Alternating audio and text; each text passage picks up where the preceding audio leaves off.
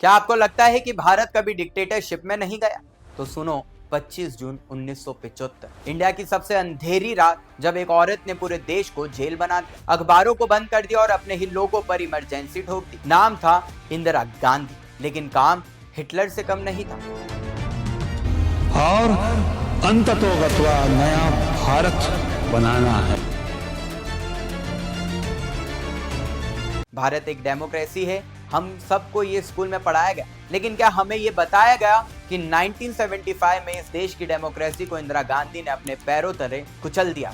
25 जून 1975 को इंदिरा गांधी ने emergency declare की। क्या वजह थी? President has proclaimed emergency. This is nothing to panic about.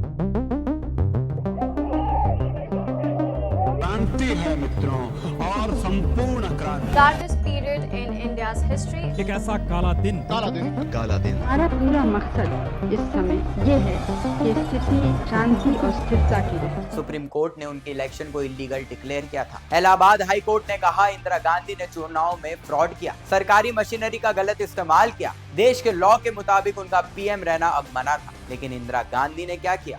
Resign करने की बजाय पूरे देश को स्विच ऑफ ही कर दिया। पावर कट हुआ दिल्ली के बहादुर शाह जफर मार्ग पे, जहां सबसे बड़े न्यूज़पेपर्स प्रिंट होते थे, ताकि अखबार कल सुबह ना छप सके। प्रेस ब्लैकआउट, डिसेंट ब्लैकआउट और लोकतंत्र भी ब्लैकआउट। इंडियन एक्सप्रेस और स्टेट्समैन जैसे न्यूज़पेपर ने प्रोटेस्ट में ब्लैंक फ्रंट पेज छापा। ये सिर्फ कागज नहीं था, ये एक चीख थी कि हम गुलाम बनाए जा रहे हैं। इमरजेंसी से पॉलिटिकल स्टेटमेंट नहीं था, ये इंस्टीट्यूशनल मर्डर था। 1973 में 3 सीनियर जजेस को हटाकर अपना लॉयल जज जस्टिस एएन रे को चीफ जस्टिस बना दिया गया। क्यों?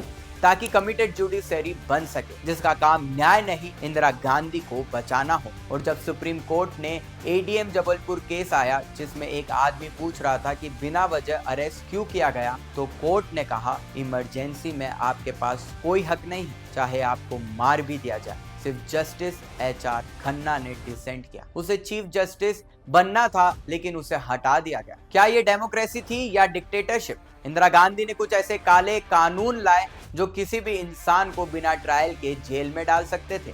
MISA एक्ट, 35,000 लोग बिना किसी चार्ज के जेल में। DISIR रूल, 75,000 लोग अरेस्ट, किसी एविडेंस की जरूरत नहीं। COFEPOSA, जो सरकार के खिलाफ हो, उस पे स्मगलिंग का झूठा केस और डायरेक्ट जेल। यही नहीं, RSS, जमात ए इस्लामी और डजन्स ऐसे ऑर्गेनाइजेशंस को बैन कर दिया गया। गायत्री देवी, महारानी ऑफ जयपुर, जो 3 बार कांग्रेस को चुनाव में हरा चुकी थी, उन पे COFEPOSA में जेल में डाल दिया गया। जयपुर के जयगढ़ फोर्ट में आर्मी घुसाई गई, खजाने का राज किया गया, लूट का माल दिल्ली भेजा गया। संजय गांधी ने खुद ऑपरेशन सुपरवाइज किया। क्या ये राजा का लूट था? नहीं, ये तो रानी से बदला लेने वाली तानाशाही थी। इमरजेंसी के दौरान फिल्म किस्सा कुर्सी का, जो संजय गांधी पे बेस्ड थी, उसके सारे प्रिंट्स जला दिए गए। एक्ट्रेसेस जैसे विद्या सिन्हा, जीनत अमान पे हरासमेंट हुआ। VC शुक्ला ने फिल्म बैन्स और सेंसरशिप का बुरा इस्तेमाल किया। इससे ज्यादा सेंसर तो चाइना भी नहीं था उस वक्त। रॉ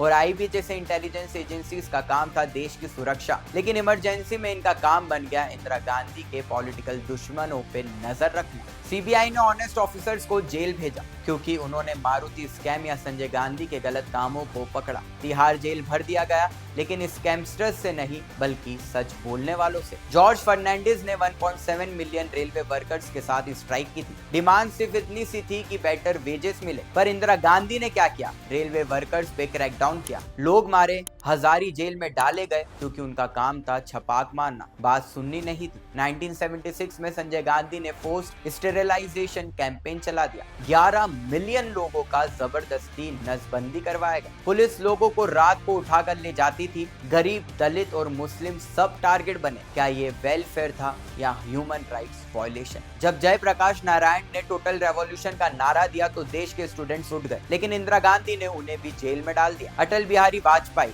LK आडवाणी, मोरारी देसाई, सबको कैद कर दिया। और जब कुछ नहीं बचा था सेंसर करने को, तो कॉन्स्टिट्यूशन ही बदल दिया।